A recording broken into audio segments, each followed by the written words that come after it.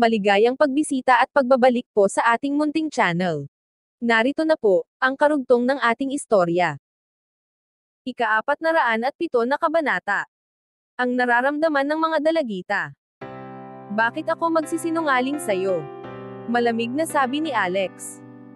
Ang totoo, ang iyong ama ay dinukot, at ikaw rin ay nasa panganib. Ako ang responsable sa pagprotekta sa'yo. Sa susunod na 3 buwan, kailangan mong gawin ang lahat ng iuutos ko. Ginagarantiya kong kaya kitang protektahan. Ano? Ano ang nangyari sa tatay ko? Umiiyak na tanong ni Heidi, habang nagsisimula siyang humagulhol. Sinabihan si Alex na huwag ipaalam kay Heidi ang nangyari sa kanyang ama. Ngunit matapos ang maingat na pag-iisip, nagpasya siyang sabihin ang lahat sa dalaga. Ayaw niyang isipin ni Heidi ang kung ano-ano. Naramdaman niyang may obligasyon siya kay Heidi, kaya handa siyang protektahan ito. Gayunpaman, hindi niya balak makisali sa mga issues o drama nito. Basta't makikipagtulungan si Heidi sa kanya, magiging maayos ang lahat. Naputol ang takbo ng isip ni Alex nang biglang tumunog ang kanyang cellphone. Sinagot niya ito, at isang boses sa kabilang linya ang nagsabi, "Mr. Ambrose, ang sinabi mo kanina ay lumalabag sa mga kasunduan natin. Hindi mo pwedeng sabihin kay Heidi ang katotohanan." Bagamat magalang ang mga salitang binitiwan, labis na nairita si Alex. Sige, ano ang gusto mong gawin ko? Pwede kong bawiin ang ating kasunduan ngayon din, at aalis ako sa Oak Ridge High School, mainit na sagot ni Alex. Hindi, Mr. Ambrose. Paumanhin, mali ang pagkaintindi mo. Mangyaring magpatuloy ka. Pagkatapos ng tawag, tinitigan ni Heidi si Alex ng malaki ang mga mata. Anong nangyayari? Tanong ni Heidi. Iniisip niya kung ano ang nangyari kay Mr. Ambrose. Inaamin na ba niyang naaakit siya sa akin? Ano ang ginagawa mo? Hindi ako. Nais sanang tanggihan ni Heidi ang ideyang iyon, ngunit hindi niya magawang gawin. Sa halip, labis siyang natuwa. Talagang napakaganda ni Heidi bilang isang dalagita. Subalit, wala ni katiting na romantikong damdamin si Alex para sa kanya. Sa mga oras na iyon, ang nararamdaman niya lang ay bahagyang galit.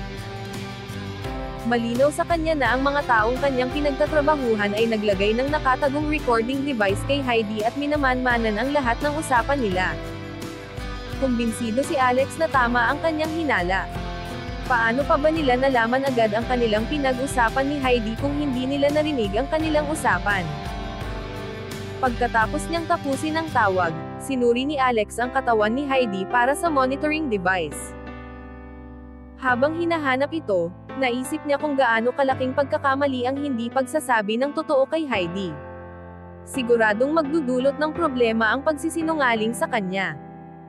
Paano niya mapapaniwala si Heidi na sumunod sa kanyang mga utos kung hindi nito alam ang nangyayari?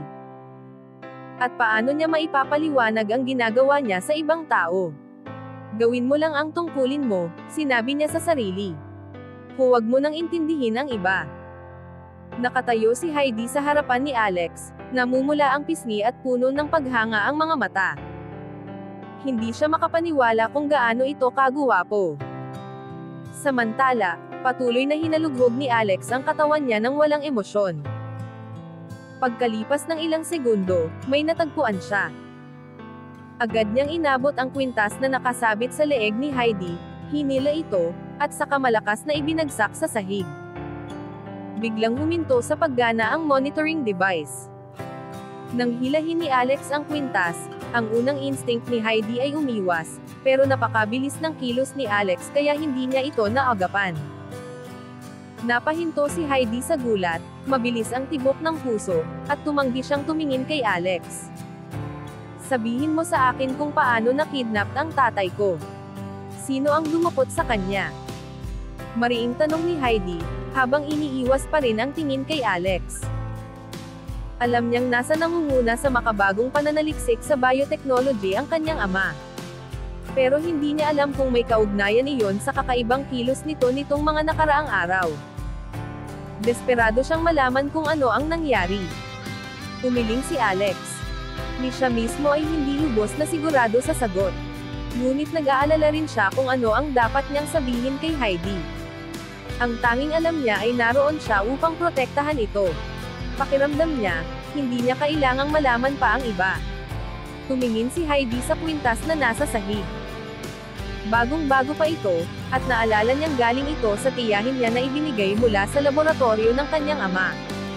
Wala siyang kaalam-alam na minamanmanan pala ang bawat galaw niya.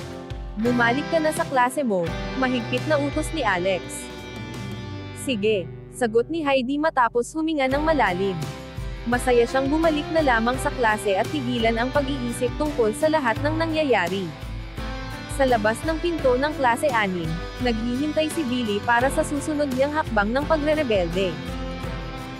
Ang susunod na magtuturo sa klase ay si Lynn Bowen, ang guro ng home economics.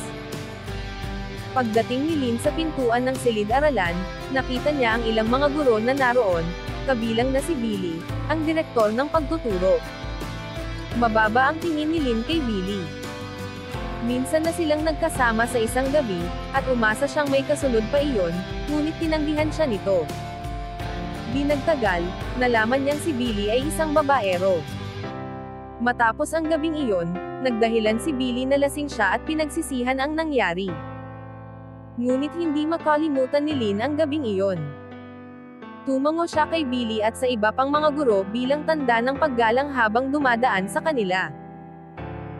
Pinigilan siya ni Billy at mayabang na sinabi, "Miss Bowen, sa tingin ko hindi mo dapat pasukin ang silid-aralan mo. Magulo ang mga estudyante. Balak nilang magwelga, para iprotesta ang pagkadismaya nila kay Alex." "Oo, narinig naming lahat iyon kaya narito kami para tumulong na ayusin ito," sang-ayon ng isa pang guro. Nagkunwari ang mga guro na nag-aalala, ngunit nandidiri si Lynn.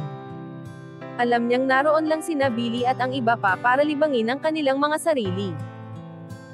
Ngumiti si Lynn at dumiretso sa silid-aralan, determinado siyang harapin ang anumang naghihintay sa kanya sa loob.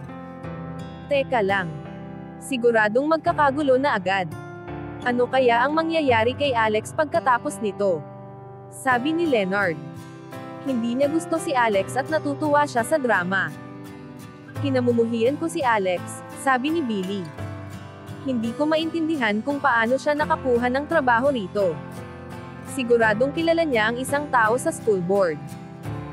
Hindi lang siya ang punong guro ng klase 6, pero siya rin ang bagong guro ng physical education. Mahina siya. Paano siya naging kwalipikado para magturo ng physical education? Base pa rin ang impresyon ni Billy kay Alex noong kilala niya ito bilang isang mahirap na estudyante sa New York.